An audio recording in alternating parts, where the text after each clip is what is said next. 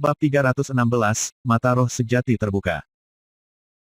Sekarang setelah keempat divisi itu berangkat, kota itu sebagian besar kosong, hanya dihuni oleh sekelompok kecil pembudidaya yang telah ditinggalkan. Kekuatan divisi Stream Roh adalah yang terakhir pergi, sebagian besar karena jumlah besar orang yang harus diangkut. Selain itu, mereka tidak lagi berada di wilayah divisi Stream Spirit, jadi memindahkan puncak gunung ke-9 melibatkan upaya besar. Bahkan, perlu beberapa teleportasi untuk mendapatkannya kembali ke markas besar sekte di Eastwood Kontinen. Tentu saja, Bai Xiaochun tidak harus terlibat dengan gerakan tentara yang sebenarnya, juga para patriark tidak harus membuang-buang energi untuk itu. Zheng Yuandong adalah pemimpin sekte, dan pada saat-saat seperti inilah otoritasnya berjalan lancar. Beberapa tetua utama dan bahkan seorang patriark tinggal di belakang dengan kekuatan utama untuk mengawal mereka. Tetapi patriark pendiri mengambil Bai Xiaochun dan pembudidaya eselon warisan lainnya jauh di depan mereka. Untuk menggunakan kekuatan teleportasi dari puncak gunung ke-9 diperlukan pemborosan kekuatan yang signifikan. Namun, selama terlalu banyak orang tidak berada di gunung, sekte tersebut dapat membayar harganya. Tidak butuh waktu lama sebelum cahaya teleportasi naik ke langit. Kultivator yang tak terhitung jumlahnya memandang ke langit dengan pemujaan penuh hormat di Bai Xiaochun dan pembudidaya eselon warisan lainnya. Menghela nafas, Bai Xiaochun menatap bumi jauh di bawah. Dia berharap bisa membawa Big Fatih Zhang bersamanya, serta Hou Yunfei dan teman-temannya yang lain. Bahkan Zhou Xinqi. Namun, dia tidak repot-repot mengganggu para leluhur dengan permintaan seperti itu. Lagi pula, dengan setiap orang tambahan yang akan diteleportasi, bahkan lebih banyak sumber daya harus terbuang sia-sia. Bukannya aku tidak ingin membantumu, saudara-saudari, gumamnya, melambai pada teman-temannya di bawah. Aku tidak bisa. Bahkan ketika Sangguan Tianyu memandang dengan gigi terkatup, dan Ghost Fang menatap agak kosong, Bai Xiaochun menghilang. Suara gemuruh bergema, dan visi Bai Xiaochun berenang.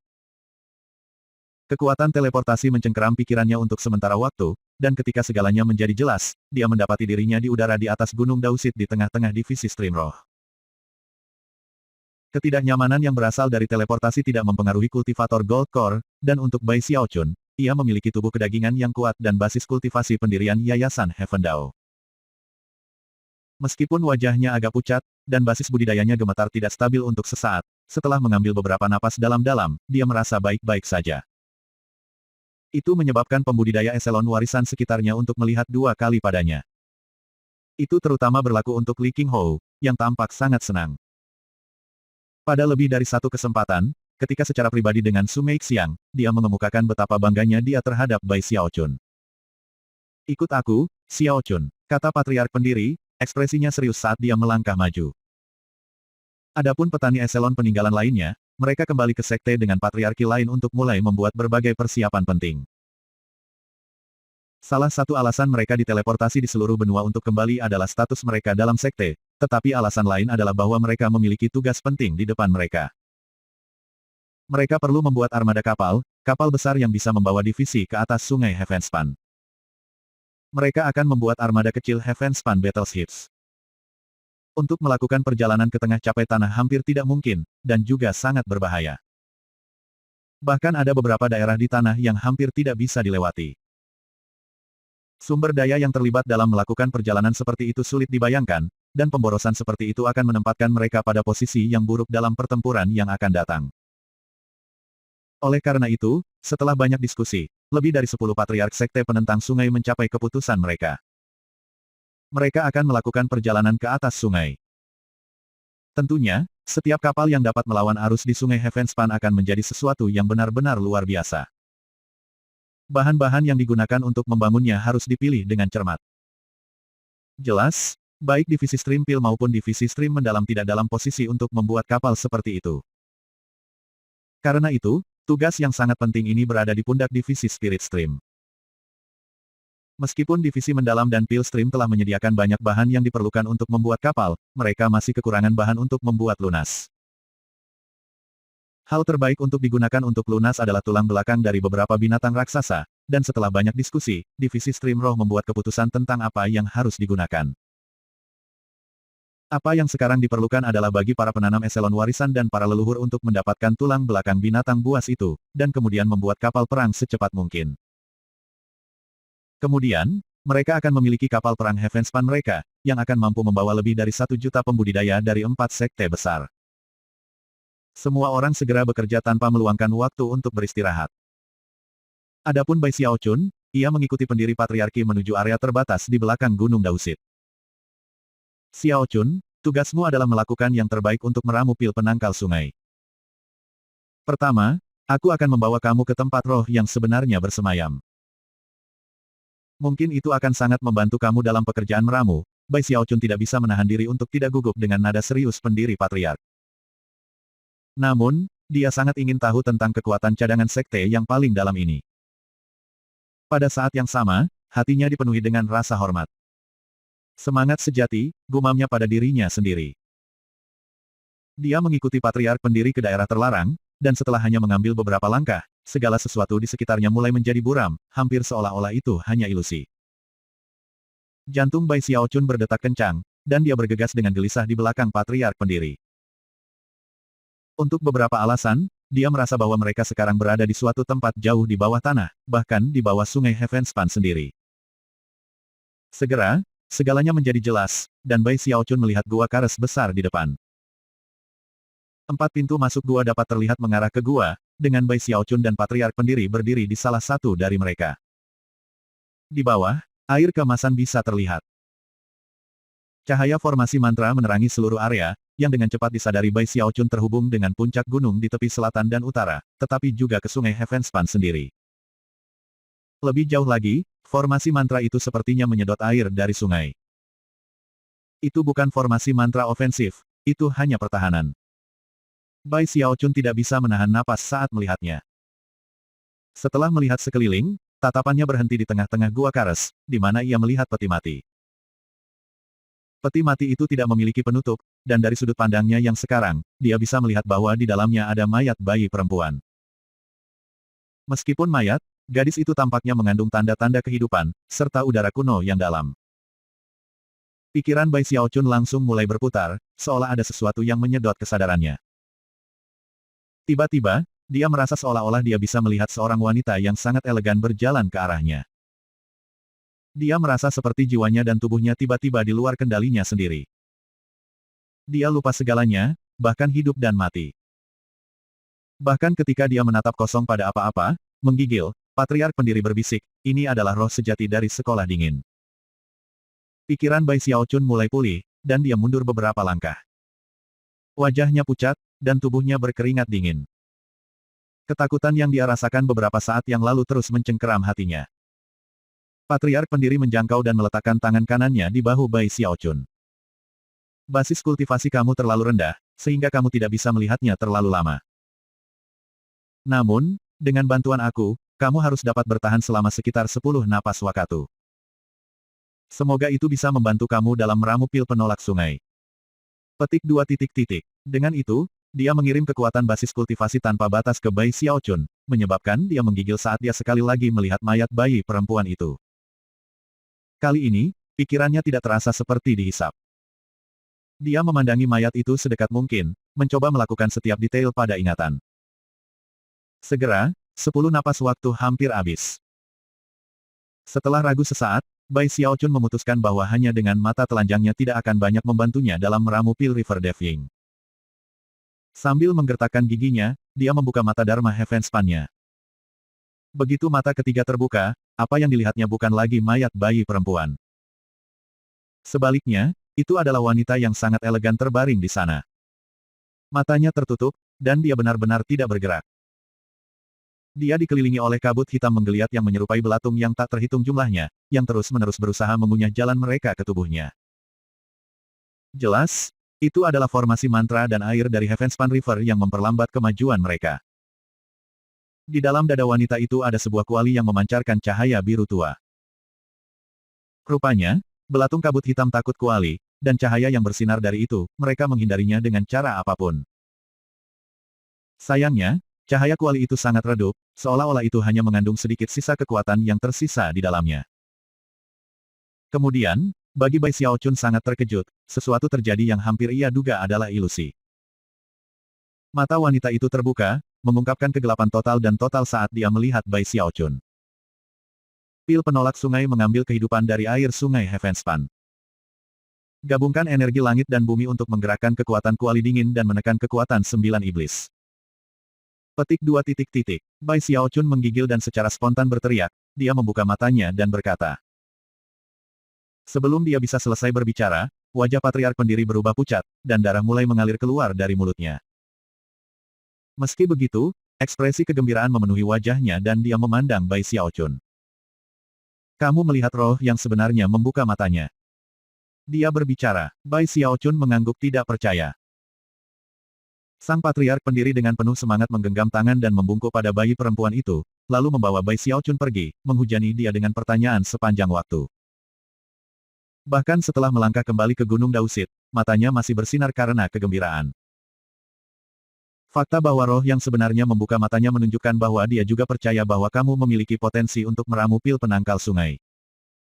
Datang, aku akan membawa kamu untuk melihat satu pil penantang sungai yang kami miliki di sekte ini.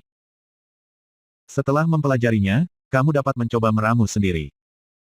Dia menggenggam lengan Bai Xiaochun, dan mereka berdua menghilang. Ketika mereka muncul kembali, mereka berada di luar gua abadi di puncak gunung ke-9, tempat yang sangat tertutup oleh banyak formasi mantra. Sang patriark pendiri segera melambaikan tangannya, menyebabkan sebuah kotak terbang keluar dari gua. Ketika kotak itu mendarat di depan Bai Xiaochun, tutupnya terbuka, memperlihatkan pil obat ungu. Tampaknya benar-benar kuno, seolah-olah itu telah diramu bertahun-tahun yang lalu. Segera setelah itu muncul, warna-warna aneh muncul, dan angin besar berhembus. Bai Xiaochun segera bisa merasakan kekuatan-kekuatan hidup yang tak terlukiskan di dalam pil. Pil penangkal sungai. Bab 317, Aku Penyu Kecil. Kekuatan hidup begitu luar biasa sehingga rumput dan tanaman tumbuh di bawah kaki Bai Xiaochun. Itu menyebar dengan cepat, sampai semuanya dalam 300 meter adalah dunia tumbuhan yang subur, lengkap dengan bunga-bunga mekar. Kekuatan-kekuatan hidup hanya terus meledak, tetapi sebelum terlalu banyak waktu berlalu, patriark pendiri melambaikan lengan bajunya, menyegel pil penolak sungai kembali ke dalam kotak kayu kecil. Segera setelah tutup kotak tertutup, tenaga hidup menghilang. Tumbuhan dan tumbuh-tumbuhan di daerah itu dengan cepat layu, dan dalam waktu beberapa saat, mereka menghilang, hampir seolah-olah tidak pernah ada sebelumnya. Bai Xiaochun melihat sekeliling dengan mata lebar. Dia belum pernah melihat pil obat seperti ini. Kekuatan-kekuatan hidup yang baru saja dia rasakan hampir tidak bisa dipercaya, dan juga menakutkan hingga ekstrim. Pil penentang sungai tidak bisa terlalu lama dibawa ke tempat terbuka. Setiap saat kotak ini dibuka, beberapa kekuatan obat memudar. Sang patriark pendiri jelas tidak ingin menyia-nyiakan sedikit pun pil yang tidak diperlukan, dan ketika dia melihat ke arah Bai Xiaochun, tatapan kesakitan bisa terlihat di matanya. Pil obat ini adalah pil yang menolak 10 napas sungai. Menurut legenda, jika pil itu dibuat dengan sempurna, hasilnya akan menjadi pil penentang sungai abadi, yang akan secara permanen membangkitkan semangat sejati. Xiaochun, apapun yang kamu butuhkan untuk meramu pil penolak sungai, katakan saja. Sekte akan mendukung kamu dengan cara apapun yang mungkin. Petik 2 titik titik. Bai Xiaochun tidak mengatakan apapun pada awalnya. Dia berpikir kembali ke saat dia melihat roh yang sebenarnya, dan juga kekuatan yang menakutkan dari pil obat dari beberapa saat yang lalu. Dia sama sekali tidak merasa percaya diri untuk dapat berhasil, dan harus memaksakan dirinya untuk mengangguk setuju. Lalu, dia berjalan perlahan. Setelah kembali ke guanya yang abadi di Gunung Dausit, ia duduk bersila untuk berpikir. Di satu sisi, pil penolak sungai sangat penting bagi sekte itu, dan di sisi lain, sekadar melihat kekuatan pil yang menakutkan itu sangat memikat. Bagaimana kamu membuat pil dengan kekuatan-kekuatan hidup yang menakutkan? Lebih jauh, aku tidak merasakan bahwa ada tanaman dan tumbuh-tumbuhan di dalam pil itu. Rupanya, itu benar-benar tidak menggunakan bahan-bahan tanaman. Dia telah berusaha untuk meramu pil penolak sungai di masa lalu, dan tahu bahwa itu melibatkan menyerap air sungai Heavenspan dan kemudian menggunakan tubuh sendiri sebagai tungku pil. Tetapi jika tidak ada bahan tanaman, hanya air sungai Heavenspan, bagaimana kamu bisa menghasilkan kekuatan-kekuatan hidup yang kuat? Mengernyit, dia duduk di sana dan terus merenungkan situasi. Keesokan harinya, dia terlihat sangat lelah. Namun, ia mengeluarkan formula untuk pil penolak sungai untuk mempelajarinya sedikit lebih jauh, serta Frigid School Medicine Manual. Setelah beberapa waktu, dia mengertakkan gigi dan menyingkirkannya, lalu menghasilkan fragmen dinding pil suci yang dia peroleh di kota sekte aliran mendalam. Aku benar-benar tidak berpikir keahlian aku saat ini dalam dao pengobatan cukup tinggi untuk membuat pil penangkal sungai, pikirnya, mendesah. Dengan itu, dia mengintip Holy Pill Wall Fragment, melakukan yang terbaik yang dia bisa untuk mencoba mendapatkan pencerahan lebih lanjut dari dao obat yang terkandung di dalamnya. Segera, tatapannya mulai kosong saat ia tenggelam dalam pengejarannya akan pencerahan. Waktu berlalu. Tak lama, setengah bulan telah berlalu. Selama waktu itu, Bai Xiaochun tetap dalam pengasingan, mencari pencerahan. Adapun petani eselon peninggalan dan patriark, mereka sibuk bekerja di kapal perang Heavenspan. Perlahan tapi pasti, para penggarap dari tentara kembali ke markas mereka. Patriark Ironwood kembali, dan begitu pula Hou Xiaomei. Divisi Spirit Stream sekali lagi mulai sibuk dengan aktivitas. Semua orang terlibat dalam persiapan kampanye ke Middle Reaches, dan Sky River Court. Suatu hari, sebuah getaran mengalir di Bai Xiaochun, dan kekosongan di matanya memudar. Sekarang, mereka bersinar terang. Dia segera membuka manual kedokteran sekolah Frigid, dan tentu saja, itu terlihat berbeda dari sebelumnya. Ada banyak area yang tidak bisa dia mengerti sebelumnya, tempat-tempat yang tampak seperti kabur. Tapi sekarang, dia mengerti arti yang lebih dalam. Matanya mulai bersinar bahkan lebih terang. Beberapa hari kemudian, dia menyingkirkan manual kedokteran sekolah Frigid, dan kemudian menutup matanya untuk waktu yang lama. Setelah beberapa waktu berlalu, matanya terbuka lagi. Aku butuh air sungai Heavenspan, gumamnya. Dengan itu, ia mengeluarkan slip batu giok untuk mengirim pesan kepada pimpinan sekte. Para leluhur tampaknya benar-benar asyik bekerja di kapal perang Heavenspan, tetapi mereka diam-diam melihat ke Bai Xiaochun sepanjang waktu.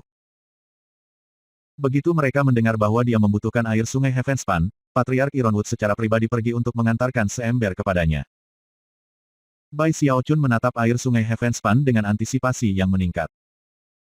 Melambaikan jari kanannya, dia menyebabkan setetes terbang di depannya, lalu dia membuka mulutnya dan mengisapnya. Seketika, air sungai Heavenspan masuk, dan menyebabkan suara gemuruh yang kuat bergema ke seluruh tubuhnya. Gunakan tubuhku sebagai tungku pil, menggabungkan kekuatan hidup ke dalam air sungai Heavenspan, menyebabkan kekuatan hidup berkembang, mengubahnya menjadi obat roh. Dengan mata tertutup, dia terus memanipulasi air sungai Heavenspan di dalam tubuhnya, berusaha untuk memadukannya dengan kekuatan hidupnya sendiri. Hari berikutnya, suara gemuruh memenuhi gua abadi. Rambut Bai Xiaochun berantakan total, dan guanya yang abadi dipenuhi dengan aroma yang benar-benar berbahaya. Namun, dia belum siap untuk menyerah. Mengambil setetes lagi air sungai Heavenspan, dia memutuskan untuk mencoba lagi. Tak lama, setengah bulan telah berlalu. Selama waktu itu, suara gemuruh bergema keluar terus-menerus dari gua abadi Bai Xiaochun, bersama dengan bau busuk yang segera memenuhi semua gunung Dausit. Namun, tidak ada yang mengeluh. Sang patriark pendiri telah lama menyebarkan berita bahwa Bai Xiaochun sedang mengerjakan pil obat yang sangat penting untuk sekte ini. Kekuatan hidup tidak cukup, tidak cukup. Setelah menghabiskan setengah bulan tanpa tidur atau istirahat, Bai Xiaochun tampak agak kurus.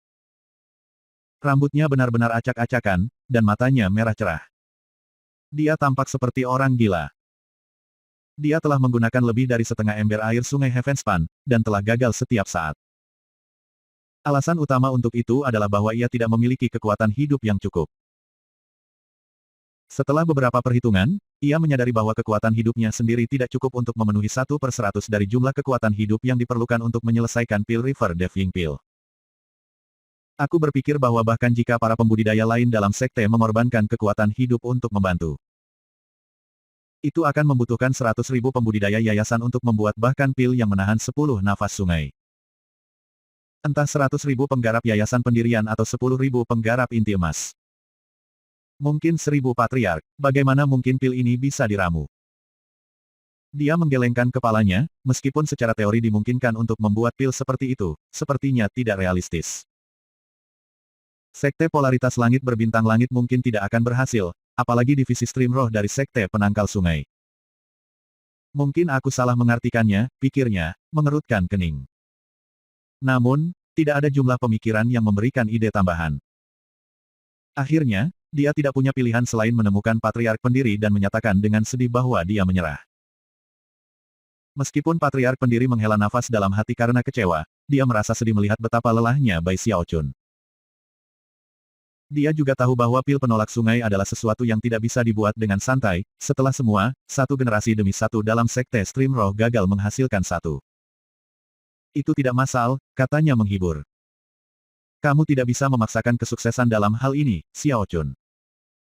Dalam 3 hari, aku dan patriark lainnya akan membawa penanam eselon warisan ke jurang di tepi utara. Kenapa kamu tidak ikut? Di dalam jurang adalah ranah saku misterius yang kami temukan di masa lalu. Bertahun-tahun yang lalu, aku melihat kerangka binatang buas di sana, meskipun aku tidak dapat mengambilnya saat itu. Ada banyak tempat di dalam yang belum pernah dijelajahi siapapun. Meskipun ada beberapa bahaya, ada juga peluang untuk merebut takdir. Siapa tahu, mungkin kamu bisa menemukan keberuntungan sebelum perang dimulai. Petik 2. Bai Xiaochun mengangguk lelah. Itu merupakan pukulan berat baginya untuk gagal, jadi dengan kekecewaan besar ia berjalan kembali ke guanya yang abadi. Di sana, dia duduk bermeditasi dan merenungkan segala yang telah dia lakukan dengan pil penolak sungai. Hou Xiaomei sudah kembali, tapi dia tahu itu bukan waktu yang tepat untuk mengganggu Bai Xiaochun, jadi dia menjauh. Zhang Fati besar dan teman-temannya yang lain melakukan hal yang sama. 3 hari berlalu dengan cepat, dan Bai Xiaochun perlahan pulih. Segera, basis budidayanya kembali di puncak, dan kekecewaannya karena gagal meramu pil penolak sungai untuk sementara menghilang. Saat itulah batu giok yang tergelincir di tasnya mulai bergetar, dan dia membuka matanya. Ketika dia mengeluarkan slip giok, kata-kata patriark pendiri bergema di telinganya, memanggilnya ke tempat pertemuan di konservasi binatang. Aku melakukan yang terbaik, gumamnya, dan tidak bisa meramu pil penangkal sungai pada saat ini. Sambil menarik napas dalam-dalam, dia memandang sekte yang dia kenal dengan baik. Lalu melesat maju dalam sorotan cahaya. Menuju tepi utara. Sepanjang jalan, para kultivator divisi Stream Roh yang melihatnya memiliki wajah yang sangat hormat ketika mereka membungkuk memberi salam. Penerimaan seperti itu mencerahkan suasana hati Bai Xiaochun, dan dia tanpa sadar menggenggam tangannya di belakang punggungnya dan mengambil posisi seseorang dari generasi senior. Sambil tersenyum, dia mengangguk ke arah mereka yang menyambutnya. Dia terutama senang melihat begitu banyak murid perempuan yang bersemangat dan muda memerah ketika mereka memandangnya dari sudut mata mereka. Segera, suasana hatinya pulih sepenuhnya. Bersihkan tenggorokannya, dia berhenti berusaha terlihat seperti seseorang dari generasi senior dan berusaha tampak sedikit lebih gagah dan energi. Sambil tersenyum lebar, dia terbang di udara dengan cara dramatis, menikmati teriakan gembira yang bergema di belakangnya. Hahaha, ternyata aku benar-benar orang yang gagah. Ai, aku kira itu hanya salah aku. Aku terlalu menarik, merasa lebih indah dari sebelumnya, ia terus terbang bersama sampai kebetulan melihat Zhou Xinqi. Ketika mata mereka bertemu, Bai Xiaochun tersenyum, dan dia mengerutkan kening dan melewatinya. Bai Xiaochun menyipitkan matanya. Dari apa yang dia tahu, ada beberapa kesalahpahaman antara dirinya dan Zhou Xinqi, jadi dengan sangat hormat dia tiba-tiba berkata, Sekte keponakan Xinqi, tolong tunggu sebentar. Zhou Xinqi berhenti dan menatapnya dengan tenang. Apakah kamu memiliki pesanan untukku, Patriark Junior? Menggenggam tangannya di belakang punggungnya, dia berusaha terlihat setenang mungkin saat dia mengangkat dagunya ke udara. Ada sesuatu yang ingin aku sampaikan kepada kamu untuk beberapa waktu sekarang, tetapi aku tidak pernah menemukan kesempatan yang tepat. Hari ini, aku akan dengan berani mengatakan yang sebenarnya. Dan itu adalah, bahwa aku adalah kura-kura kecil. Petik 2. Dengan itu, dia merenungkan apa yang harus dikatakan setelah Zhou Xinqi menyatakan keterkejutannya. Oh, aku tahu, kata Zhou Xinqi, ekspresinya sama seperti sebelumnya. Dengan itu, dia terbang dalam sorotan cahaya. Hah, kata Bai Xiaochun, rahangnya jatuh saat dia melihat Zhou Xinqi menuju ke kejauhan. Reaksinya sepenuhnya dan benar-benar tenang, yang sama sekali tidak seperti yang diharapkannya. Sebelum dia bisa bereaksi, tawa parau meledak dari tasnya. Kamu kura-kura kecil, hahaha. Oh, aku mengerti, ya, karena kamu sangat mencintai Lord Turtle, aku tidak akan menghinamu di masa depan. Petik 2. Bab 318, semua orang di keluarga kamu adalah kecebong. Bai Xiaochun memukul tasnya menahan frustrasi. Kura-kura kecil itu telah menjadi sakit kepala baginya, tetapi tidak ada yang bisa dia lakukan untuk situasi ini.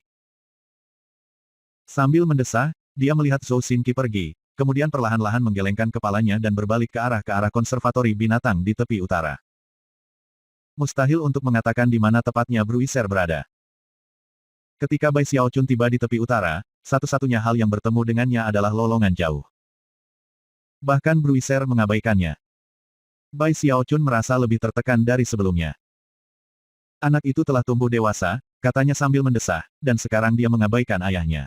Dengan itu, dia menuju ke bis konservatori. The bis konservatori seperti rumah kedua bagi Bai Xiaochun. Begitu dia tiba, binatang-binatang perang melihat ke atas dan mengeluarkan raungan ucapan selamat. Ayo, jadilah anak yang baik, Blackie. Jangan menggertak Daisy yang malang. Petik 2 titik. Apa yang kamu lakukan, Tuan Blackbeard? Berkelahi lagi, apa yang aku katakan terakhir kali? Baiklah, kamu kehabisan waktu selama 2 jam berikutnya. Petik 2 titik. Bai Xiaochun menyapa binatang-binatang perang ketika dia pergi, dan segera dia memiliki seluruh kelompok berkerumun di sekitarnya saat dia menuju ke jurang tempat naga tinta Heavenhorn tinggal. Para leluhur sudah berkumpul di tepi jurang, serta para penanam eselon warisan. Mereka semua memiliki ekspresi yang sangat serius di wajah mereka. Ketika Bai Xiaochun diingatkan bahwa basis budidayanya adalah yang paling lemah dari kelompok, ia melambaikan binatang buas pertempuran. Kemudian dia naik ke tepi jurang dan melihat ke dalam. Jauh di lubuk hati, dia hanya bisa melihat bentuk bayangan yang adalah naga tinta Heavenhorn. Segera, semua orang berkumpul, dan patriark pendiri memandang kelompok itu dan berkata, bertahun-tahun yang lalu, aku melihat kerangka binatang tingkat dewa di dalam jurang. Namun, tidak ada usaha yang cukup dari aku untuk membawanya kembali. Sekarang, kita berada di ambang berbaris ke perang, dan berada di tengah membangun kapal perang Heavenspan. Tulang belakang binatang itu akan sempurna untuk digunakan sebagai lunas kapal. Kami 5 patriark akan melakukan yang terbaik untuk mengambil sisa-sisa binatang itu. Sedangkan untuk kamu semua, jangan ragu untuk bergabung dengan kami, atau menjelajahi kedalaman jurang. Mungkin kamu dapat menemukan keberuntungan di dalamnya. Wilayah kantung di dalam jurang adalah tanah harta karun, dan berisi benda-benda dari zaman kuno. Ada banyak tempat yang bahkan belum pernah aku kunjungi. Ada tempat-tempat takdir, dan tempat-tempat bahaya. Ingatlah untuk tidak menyimpang terlalu jauh. Jika sesuatu yang tidak diinginkan terjadi, hancurkan slip giok mundur ini untuk segera dikembalikan kepada kami. Dengan itu, ia melambaikan lengan bajunya, mengirimkan slip batu giok yang terbang ke semua orang yang hadir. Bai Xiaochun mengambil slip giok dan memeriksanya. Dia bisa segera merasakan kekuatan teleportasi dari puncak gunung ke-9 di atasnya, dan merasa sedikit lebih nyaman. Setelah semua, ranah saku ini adalah bagian dari Sekte Stream Roh, dan ditutupi oleh banyak formasi mantra sekte. Dengan demikian, itu harus menjadi tempat yang relatif aman. Setelah semua penjelasan dibuat, patriark pendiri memandang ke bawah ke jurang, matanya bersinar terang. Heavenhorn, buka ranah saku misterius. Naga tinta Heavenhorn memberikan suara gemuruh sebagai tanggapan, dan kemudian mengangkat kepalanya. Mata bersinar dengan cahaya misterius, itu meluncur ke bawah ke jurang. Suara gemuruh intens menyebar ke tanah. Semua binatang buas pertempuran di bis konservatori terdiam, dan sisa binatang buas di sepanjang tepi utara mulai bergetar. Bruiser berada di tengah mondar-mandir di sekitar binatang betina yang menyerupai kilin, ketika tiba-tiba, dia menggigil dan melihat ke atas. Pada saat yang sama, pusaran besar muncul di bagian paling bawah jurang. Angin liar keluar dari dalamnya, menyebabkan pakaian semua orang mencambuk dengan liar. Kabut hitam meletus, memenuhi daerah itu dengan sensasi kealamian yang mendalam. Bahkan pada jarak mereka saat ini dari pusaran, jelas bahwa ada dunia lain di sisi lain. Mereka hampir tidak bisa melihat banyak gunung yang ditumbuhi tanaman subur, serta makhluk besar seperti naga dengan sayap kasar yang berterbangan di udara. Segera setelah pusaran itu muncul, makhluk itu menoleh dan kemudian mulai terbang ke arah mereka. Namun, naga tinta Heavenhorn bahkan lebih besar dari naga bersayap. Itu menjulurkan kepalanya keluar dari pusaran, dan kemudian suara berderak bisa terdengar, bersama dengan jeritan kesakitan, ketika naga bersayap itu melahapnya. Bingkai besar naga tinta meluncur melalui pusaran untuk muncul di dalam alam sakal yang misterius, di mana ia mengeluarkan raungan yang bisa mengguncang surga dan bumi. Seketika, seluruh dunia terdiam. Keyakinan yang ditunjukkan oleh naga tinta Heavenhorn menunjukkan bahwa itu akrab dengan dunia saku misterius. Itu masuk akal mengingat bahwa itu aslinya berasal dari tempat itu. Bahkan ketika Bai Xiaochun tersentak, Patriark pendiri berbicara sekali lagi. Heavenhorn akan berjaga-jaga. Pintu masuk akan tetap terbuka selama 1 bulan, setelah waktu itu kamu harus kembali. Dengan itu, Patriark pendiri dan 4 patriark lainnya berkedip bergerak, berubah menjadi 5 sinar cahaya yang melesat ke pusaran dan kemudian menghilang di cakrawala. Penanam eselon warisan semua orang bangga, dan meskipun mereka memiliki rasa hormat terhadap Bai Xiaochun, dia masih hanya dalam tahap yayasan pendirian, sementara mereka semua dalam tahap inti emas. Setelah mengangguk singkat ke Bai Xiaochun, mereka semua menembak ke arah pusaran. Xiaochun, jangan pergi terlalu jauh, kata Li Qinghou. Jika sesuatu yang buruk terjadi, segera hancurkan batu giok itu. Dengan itu, dia menawarkan beberapa peringatan lagi. Pada titik ini, penanam eselon warisan lainnya semakin tidak sabar, jadi dia terbang untuk menemui mereka. Mereka berencana untuk pergi ke tempat yang akan terlalu berbahaya bagi para penggarap yayasan pendirian, membuatnya tidak pantas untuk membawa Bai Xiaochun. Selain itu, peluang untuk keberuntungan seperti ini tidak mudah didapat. Bai Xiaochun memperhatikan Li Qinghou membuat jalan ke kejauhan, dan kemudian berdiri di tepi jurang, menunduk dengan ragu-ragu ketika dia mencoba memutuskan apakah akan masuk atau tidak. Ayo, nak, kata naga tinta Heavenhorn, tersenyum. Cukup aman di sini, hanya tinggal dalam jarak 500 km dari pintu masuk, dan aku bisa melindungimu secara pribadi. Petik 2 titik. Bai Xiaochun terbatuk kering saat memikirkan hal itu lagi. Akhirnya, dia memutuskan bahwa karena tempat ini adalah ranah saku milik sekte, dan dia juga memiliki slip giok teleportasi, itu tidak mungkin terlalu berbahaya. Dia juga penasaran untuk melihat seperti apa dunia saku itu. Akhirnya, dia terbang ke udara dan kemudian menembak jatuh ke arah pusaran. Sesaat kemudian, dia berada di dunia lain. Hal pertama yang dia perhatikan adalah angin liar yang menjerit di seluruh dunia. Itu berbeda dari angin di luar, lebih kuat, tampaknya gila ketika mencoba membekukan semua yang disentuhnya. Dia mengambil napas dalam-dalam dan menatap langit, di mana pusaran besar bisa dilihat, di luar itu adalah sekte Streamroh. Naga tinta Heavenhorn berputar-putar di udara dekat pusaran. Itu menatapnya dan tersenyum. Jangan khawatir, aku tahu tempat ini dengan baik. Selain beberapa entitas menakutkan yang tidak boleh kamu provokasi, semua yang ada di sini harus aman. Selain itu, semua entitas menakutkan itu semua tidur. Jangan takut, di sini, ambillah aura aku untuk melindungi kamu saat kamu terus berjalan. Sambil tertawa, naga tinta Heavenhorn meludahkan aliran kabut hitam, yang menyatu dalam bentuk skala naga yang melayang ke arah Bai Xiaochun. Gembira, Bai Xiaochun meraih skala, dan kemudian menggenggam tangan dan membungkuk pada naga tinta Heavenhorn. Terima kasih banyak, senior. Dengan itu, ia terbang lebih jauh ke dunia, mengingatkan dirinya untuk tidak pergi lebih jauh dari jarak 500 km dari pintu masuk. Angin dingin menerpa dia saat dia terbang. Di bawah, tanah ditutupi dengan vegetasi hijau, serta pegunungan bergulir yang tampaknya tak berujung yang penuh dengan rahasia dan misteri. Sejauh menyangkut Bai Xiaochun, tempat ini tampak seperti tanah yang benar-benar liar dan liar. Langit gelap, tidak ada awan, dan tidak ada matahari, tetapi tidak sepenuhnya hitam. Setelah terbang bersama selama beberapa waktu, Bai Xiaochun akhirnya melihat cakrawala, di mana matahari mengintai dan membuang sedikit cahaya ke dunia. Bau aneh mencapai hidungnya, seperti aroma binatang dan kotorannya. Meskipun pingsan, itu segera membuatnya merasa sedikit gugup. Tidak ada tanda-tanda kehidupan manusia, tetapi aura binatang buas yang tak terhitung jumlahnya dapat dideteksi. Setelah melakukan perjalanan hanya sekitar 50 km jauhnya dari pintu masuk, dia bisa merasakan bahwa ada mata menatapnya dari hutan di bawah, mata milik makhluk ganas dan menakutkan. Namun, ia memiliki skala naga tinta Heavenhorn, yang menimbulkan ketakutan ke dalam hati makhluk-makhluk tersebut. Bahkan mereka yang tampak sebanding dengan panggung Gold Core tidak mau mendekatinya. Pada satu titik, Ia melihat binatang seperti macan tutul yang tiba-tiba tumbuh hingga 300 meter panjangnya sebelum melahap makhluk seperti sapi yang panjangnya beberapa puluh meter bahkan menelan tulang-tulang. Makhluk itu. Kemudian ia menyusut kembali ke ukuran aslinya, menatap Bai Xiaochun dengan dingin, dan menghilang ke hutan.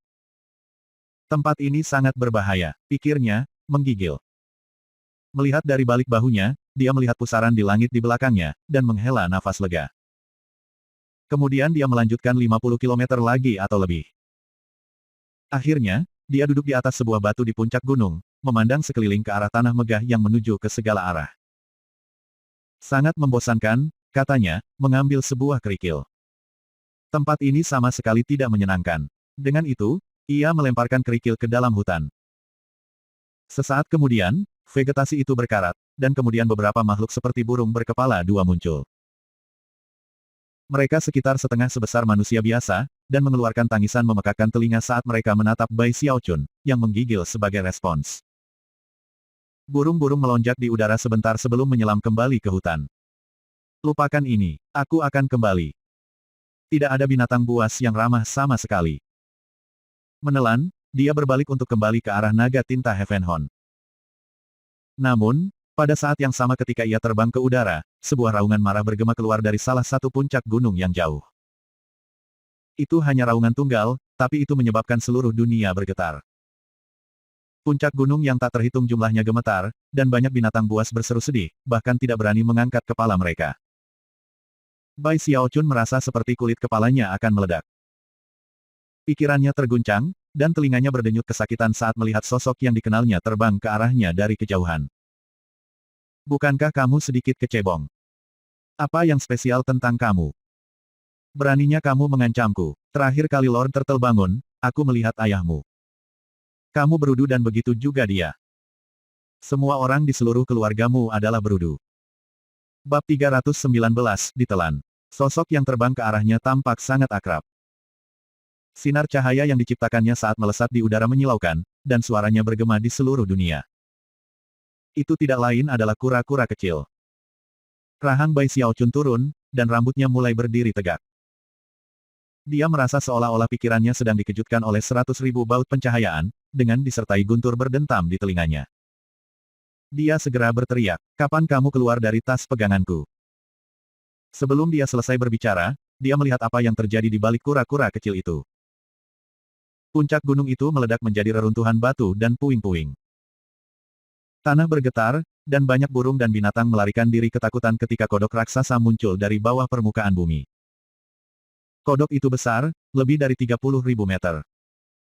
Saat itu terbang ke udara, itu menghabisi matahari, dan melemparkan bayangan besar ke tanah. Pada saat yang sama, aura kegilaan dan kebrutalan yang tak terlukiskan bergema.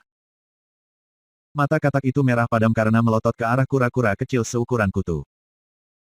Kemudian ia melolong yang menyebabkan tanah bergetar hebat dan langit berubah arah. Aaoowww. Udara tercabik-cabik ketika ledakan sonik meluncur ke segala arah. Saat kura-kura kecil itu melesat, ia juga tampak marah, dan melepaskan banyak pelecehan. Untuk apa kamu berteriak? Aku tahu kamu pria. Kamu bahkan tidak layak dengan orang tua kamu sendiri, kamu merosot. Terakhir kali Lord Turtle ada di sana, kamu hanya berudu, dan aku bisa menghancurkanmu sampai mati dalam sedetik. Tidak menunggu aku bisa menghancurkan ayahmu sampai mati. Tidak menunggu menghancurkan kakekmu. Petik 2 titik. Mata katak terbakar dengan cahaya merah terang saat membanting ke tanah, menyebabkan semuanya dalam jarak 3000 meter runtuh. Celah-celah meliuk-liuk seperti sarang laba-laba ketika katak itu kemudian meluncur kembali ke udara, terbang dengan marah ke arah kura-kura kecil itu. Rambut Bai Xiaochun mencambuk sekelilingnya dengan marah, dan dia dikirim dengan terhuyung ke belakang, menjerit sepanjang waktu. Sialan kamu kura-kura brengsek. Aku membencimu. Bai Xiaochun tampak hampir menangis. Kodok itu tampak ganas dan brutal. Meskipun itu tidak sama menakutkannya dengan buaya emas, itu pasti tipe makhluk yang harus dihindari. Namun, kura-kura kecil itu berhasil membuatnya marah. Bai Xiaochun ingin membunuh kura-kura kecil itu, terutama karena fakta bahwa dia terbang langsung ke arahnya. Merasa sangat gila, dia melepaskan semua kecepatan yang bisa dikerahkannya untuk melarikan diri ke arah yang berlawanan. Dia menggunakan Heavenly Demon Body-nya, sayapnya, dan betapa kecilnya kekuatan gravitasi dan tolakan yang bisa dia kendalikan. Lalu dia menambahkan Bash mengguncang gunung, berusaha sekuat tenaga untuk menjadi tak lebih dari kaburnya bayangan. Meskipun kecepatannya tidak bisa digambarkan lambat, kura-kura kecil itu lebih cepat. Dalam sekejap mata, dia tepat di sebelah Bai Xiaochun. Melihat ke arahnya, dia menjulurkan bibir bawahnya dengan mengejek dan berkata, "Apa yang kamu takutkan? Lord Turtle ada di sini. Bertahun-tahun yang lalu, aku menghancurkan bertonton kecebong itu. Iya, Lord Turtle sudah lelah sekarang. Aku perlu istirahat sebentar, jangan ganggu aku, kalau tidak aku akan menghina kamu sampai mati." Kura-kura kecil itu menguap, kemudian menjadi kabur cahaya yang menghilang ke dalam tas memegang Bai Xiaochun. Pada saat sebelum menghilang, dia berteriak, "Hai, berudu kecil. Jika kamu pikir kamu sudah mendapatkan apa yang dibutuhkan, silakan dan bertarung dengan tuanku. Jangan datang mencari aku sampai kamu bisa mengalahkannya." Petik 2. Bai Xiaochun melolong marah, dan hanya akan mulai mengutuk kura-kura kecil ketika raungan yang bahkan lebih kuat bergema di belakangnya. Dan dia melihat ke belakang untuk melihat kodok besar memelototinya dengan kegilaan total. Melihat kembali tasnya yang dipegang, air matanya mengalir deras. "Maafkan aku," katanya, "Lord Turtle, tolong, lepaskan aku. Aku sebenarnya sangat suka kura-kura." Namun, kura-kura kecil itu tidak menanggapi sama sekali.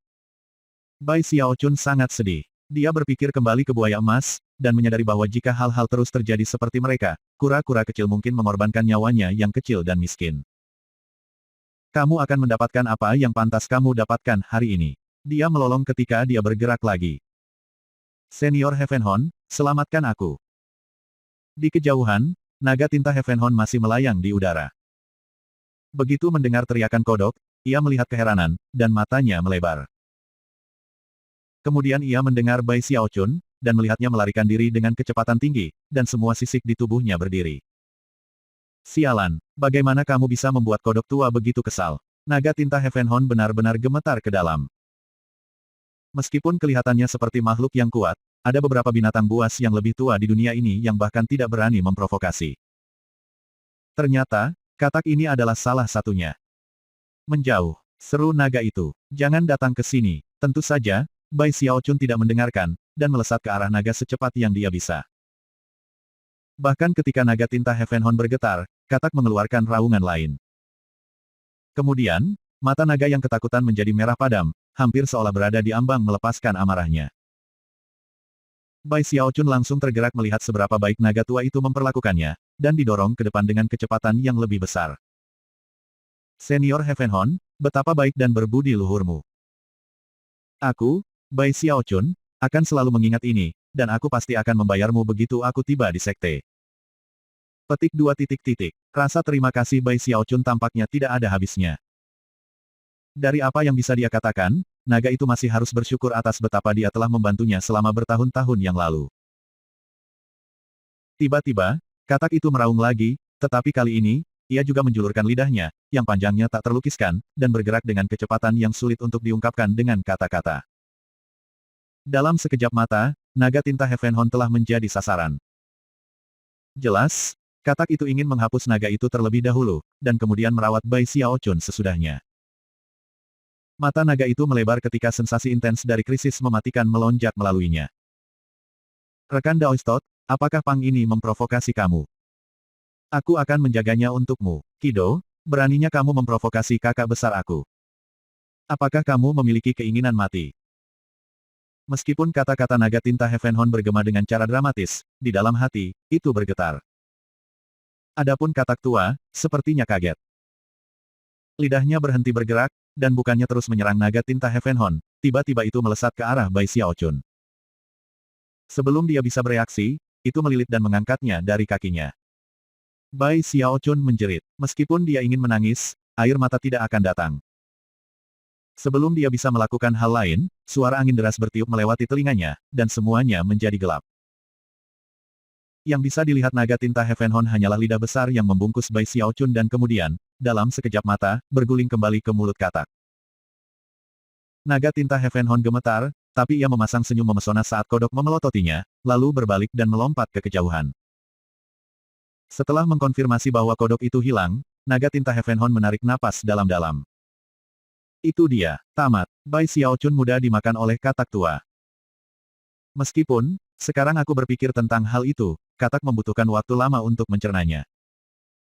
Tubuh kedagingan Bai Xiaochun cukup tangguh.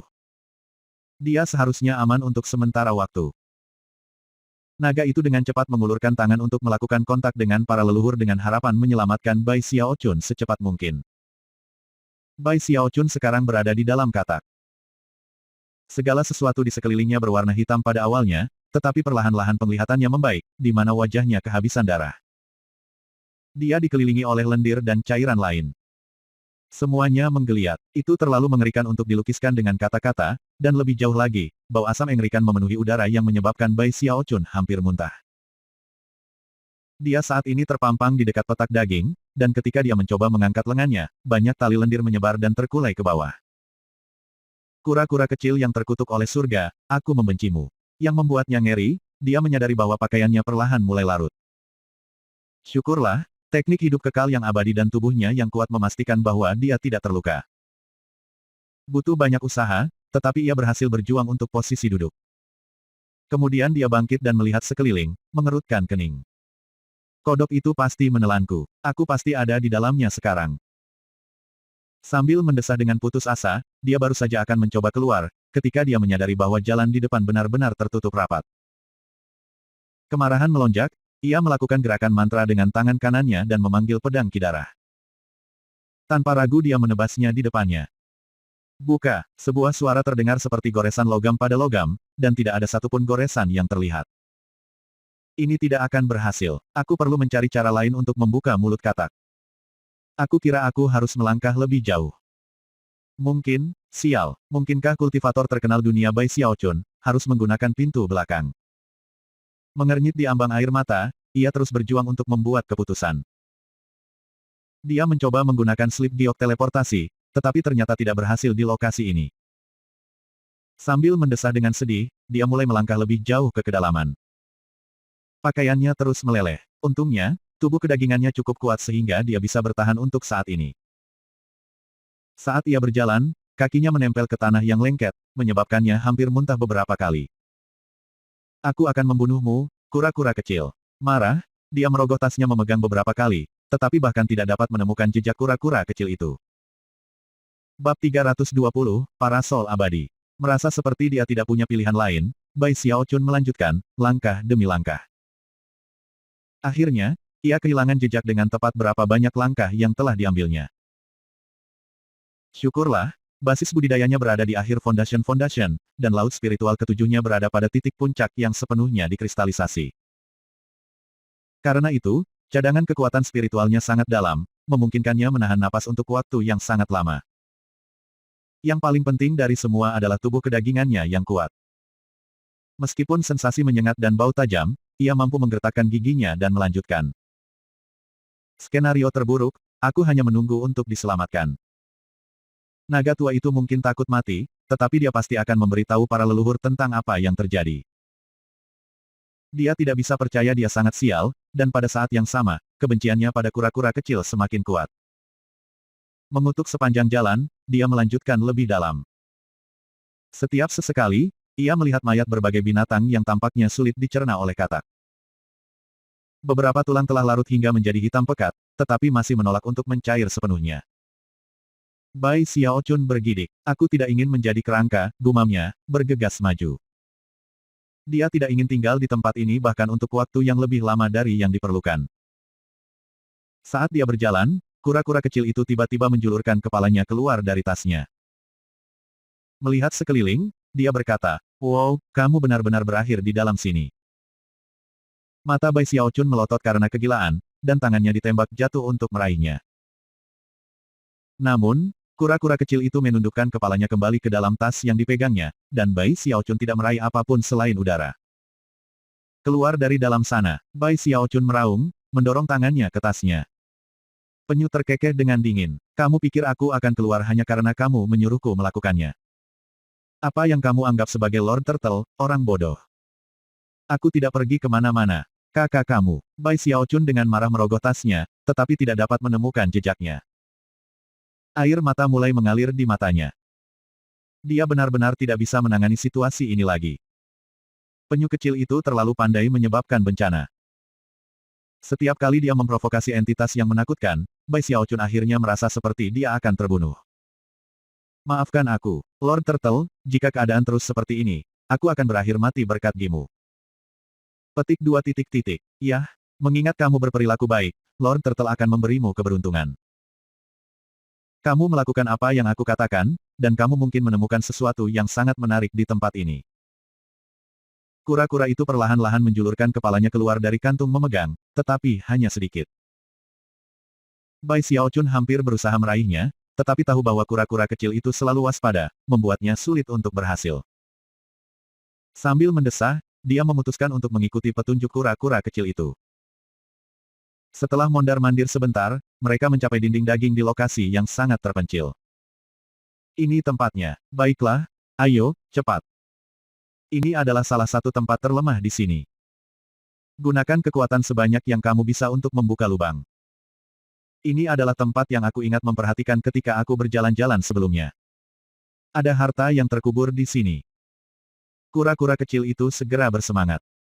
Harta karun terkubur, Bai Xiaochun berkata, ekspresi kaget muncul di wajahnya. Kamu mendengarku, kata kura-kura, mendesah. Untung Lord Turtle tidak melakukan hal yang lebih baik selain membuat kamu ditelan oleh katak besar ini. Sayang sekali kamu tidak tertelan buaya emas itu. Itu memiliki harta di dalamnya juga. Petik 2 titik titik. Bai Xiaochun memandang dengan sedih ke dinding daging di depannya, lalu mengertakkan gigi dan mulai memutar basis budidayanya. Kekuatan laut spiritualnya melonjak, dan gambar iblis surgawi muncul di belakangnya. Ketika basis budidayanya berada di tingkat tertinggi, dia melolong dan kemudian mengayunkan tangan kanannya dengan kecepatan seperti kilat. Pada saat yang sama, ibu jari dan jari telunjuknya saling mendekat ketika ia menggunakan pegangan peredam tenggorokan. Ledakan bergemuruh keluar, dan celah terbuka di tempat yang ditunjukkan penyu kecil itu. Tubuh katak bergetar, dan kemudian bergerak-gerak, menyebabkan percikan asam di dalamnya. Asam itu sangat kuat, dan bit yang mendarat ke Bai Xiaochun menyebabkan asap putih naik ke udara. Sebenarnya itu sedikit sakit, asam mulai menumpuk ke titik di mana Bai Xiaochun tidak yakin berapa lama lagi dia bisa bertahan. Segera sampai ke pergelangan kakinya, seperti gelombang pasang. Menjerit, dia terus melepaskan serangan kuat. Lebih cepat, desak kura-kura itu. Ayolah, kamu baik-baik saja, Bai Xiaochun. Kamu bisa melakukannya, aku mendukungmu. Kura-kura kecil terus berteriak memberi semangat sampai Bai Xiaochun tidak tahan lagi dan berteriak, diam. Setelah melepaskan beberapa serangan, celah itu membuka cukup lebar sehingga dia bisa meraih sisi dengan tangannya dan merobeknya lebih jauh. Sebuah celah robek cukup lebar untuk bisa masuk ke Bai Xiaochun. Tidak ada waktu untuk kontemplasi. Asam itu naik sangat tinggi, dan seluruh tubuhnya sakit. Tanpa ragu-ragu, dia terjun ke celah. Dia sekarang berada di sebuah terowongan, dan yang mengejutkan, dindingnya dibuat, bukan dari daging, melainkan dari batu. Yang lebih mengejutkan adalah bahwa tidak ada aroma asam lagi, tetapi sebaliknya, aroma lembut yang terasa cukup menyegarkan. Bahkan ketika dia melihat sekeliling dengan terkejut, kura-kura kecil itu terbang keluar dari tasnya untuk memegang, ekspresi bersemangat di wajahnya. Hahaha, Lord Turtle akhirnya membersihkan peralatan lama dari perdagangan itu. Ini luar biasa. Ayo, mari kita lihat harta apa yang bisa didapat. Mata bersinar, kura-kura kecil itu menembak ke arah ujung terowongan, yang membuka ke ruang batu kecil. Bai Xiaochun bergegas. Setelah memasuki ruang batu, dia melihat sekeliling dengan takjub. Itu berdiameter sekitar 300 meter, dan dikelilingi oleh tanaman merambat merah dan hijau yang tak terhitung jumlahnya yang bosan keluar masuk batu itu sendiri. Tanaman merambat merah dan hijau sangat tebal, dan semuanya menggeliat dan menggeliat. Pemeriksaan lebih dekat mengungkapkan bahwa mereka kemungkinan besar bagian dari tubuh katak. Tempat ini, Bai Xiaochun bergumam. Dia melihat ke bawah ke tengah-tengah ruang batu, dan memperhatikan sebuah podium batu, yang di atasnya tergelincir dari batu giok dan payung hitam. Dia dengan cepat menyadari bahwa aroma harum berasal dari payung. Benar-benar ada harta yang tersembunyi di sini. Sebelum dia bisa memeriksa daerah itu lebih jauh, mata kura-kura kecil itu mulai bersinar, dan dia berkata, sekarang ini mengesankan. Seseorang menggunakan kemampuan ilahi yang kuat untuk mengendalikan kodok raksasa ini tepat sebelum mencapai tingkat Raja Binatang Buas. Tidak hanya orang itu berhasil memperlambat kemajuannya menjadi Raja Binatang Buas, ia menyatukan semua saraf katak ke lokasi ini. Ini bukan penyegelan yang sangat ajaib, tetapi hampir sama. Itu mengendalikan kodok, dan pada dasarnya mengubahnya menjadi gua abadi seluler. Sayangnya, payung itu hanya setengah jadi. Beberapa kecelakaan pasti menimpa pemilik gua abadi ini sebelum dia menyelesaikan pekerjaannya. Kalau tidak, katak pada akhirnya akan menjadi Raja Binatang Buas. Metode seperti ini, mengendalikan Raja Binatang Buas, mengubahnya menjadi gua abadi, menggunakan kekuatan hidupnya untuk memperpanjang milik seseorang. Itu semua adalah metode para penanam kuno Dao dari iblis. Petik 2. Ketika kura-kura kecil itu terbang dengan semangat di sekitar gua abadi melihat sekeliling, hati Bai Xiaochun mulai berdebar. Meskipun dia tidak mengerti semua yang kura-kura kecil bicarakan, kata-kata terakhirnya benar-benar mencengangkan. Seorang kultivator dari zaman kuno. Itu bisa mengendalikan Raja Binatang Buas. Bai Xiaochun tidak sepenuhnya terbiasa dengan Raja Binatang. Bruiser adalah binatang buas yang berpotensi menjadi Raja Binatang Buas di masa depan. Meskipun dia tidak sepenuhnya di tingkat Raja Binatang Buas, dia sudah bisa mengendalikan banyak binatang buas lainnya, cukup untuk mengguncang seluruh sekte. Saat Bai Xiaochun mengambil napas untuk menenangkan dirinya, kura-kura kecil itu mendarat di depan podium batu di tengah-tengah gua abadi. Saat dia melihat slip giok dan payung hitam, matanya bersinar dengan cahaya yang intens. Cepat dan lihat apa yang tertulis di batu giok itu, nak. Pasti akan menjelaskan siapa yang melakukan semua ini. Mungkin bahkan ada teknik teleportasi di sana untuk mengeluarkan kita dari sini. Jika demikian, kita bisa pergi sekarang. Petik 2. Bai Xiaochun berjalan dengan gugup ke slip batu giok. Setelah sedikit ragu, dia membungkuk untuk melihatnya lebih dekat, dan ketika dia yakin itu aman, dia mengambilnya dan menuangkan kekuatan spiritual di dalamnya. Seketika, sebuah suara kuno berbicara di benaknya. Nenek moyang ingin berperang, dan membantu aku akan. Aku mungkin akan menemui kejatuhan aku. Payung ini diberi nama abadi, seandainya payung itu selesai, itu akan menjadi senjata roh surgawi. Binatang buas ini bernama Blue Land, dan itu adalah pengkhianat alami. Hanya jika kamu memiliki kekuatan Deva, kamu dapat mengendalikannya. Jika basis kultivasi kamu tidak mencukupi, gunakan teknik aku untuk menyerap kekuatan hidup binatang itu, dan bangkitkan milikmu sendiri. Petik 2. Suara itu memudar, dan kemudian teknik untuk menyerap kekuatan hidup binatang itu muncul di pikiran Bai Xiaochun. Dia meletakkan batu giok itu ke bawah. Merasa agak linglung, dia memandangi payung itu, dan kemudian matanya mulai bersinar terang. Setelah selesai, itu akan menjadi senjata roh surga tingkat.